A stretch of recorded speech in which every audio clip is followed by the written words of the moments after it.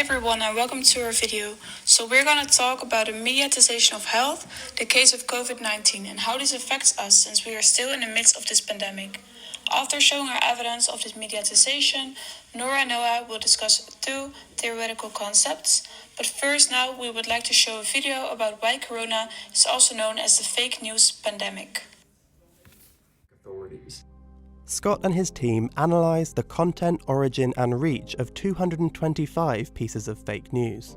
About 60% of the content involved recontextualizing, reworking, or reframing, a grain of truth or a true fact in a way that it was no longer true. For instance, one video claimed to show crows in the centre of Wuhan at the height of the pandemic, with text implying they were attracted by dead bodies. In fact, this video was from another city in China, 1,000 miles away. While it did show crows, those crows being right in this city had nothing to do with the pandemic at all.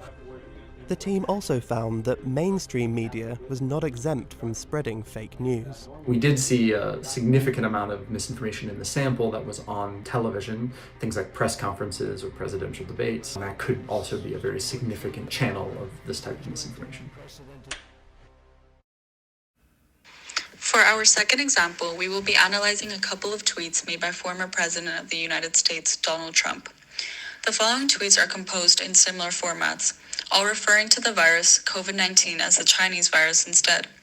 In reference, since these tweets emerged, they have been linked with a rise in anti-Asian content on Twitter, as well as anti-Asian hate speech and incidents, which will be examined shortly. Mediapolis refers to a mediated public space, and it points to the constitution of politics or public life taking place on an increasingly public scale, in which everyone is connected despite physical boundaries. Twitter is a perfect example of this, because people share their experiences and are connected.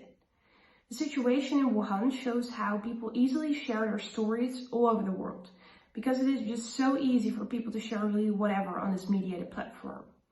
As a consequence, much misinformation is being spread.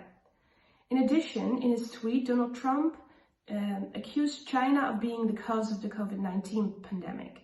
He expresses his opinion in the public space and thereby reaches out to his followers. However, this tweet was reported by Twitter as containing misleading information. As well as we all know, Trump now is banned from Twitter because of his outrageous statements. This removal from Twitter can be seen as an exclusion from the Mediapolis. Moving on, the parallax theory elaborated by Slavoj Zizek talks about how individuals' ideals influences the ways in which they internalize information and what is present in front of them. It talks of how contemporary media can be used to remix and edit people's perceptions of reality and the actual appearance of reality. In the case of our example video, we see that many fake news stories are not entirely fabricated, that is to say they're not entirely fake, but they are mostly tweaked versions of reality that are made to fit an agenda and push forward certain ideals and beliefs that certain people are more likely to believe.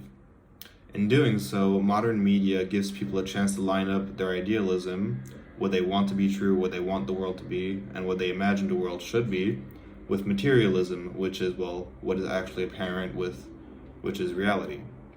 The tweets showcase this disparity as well, because most of us see the ignorance and know how fake these tweets are. We know that Donald Trump's tweets are not the accurate reality, but to others that support him and with a different set of ideals, these tweets are largely positive and are seen in a positive light.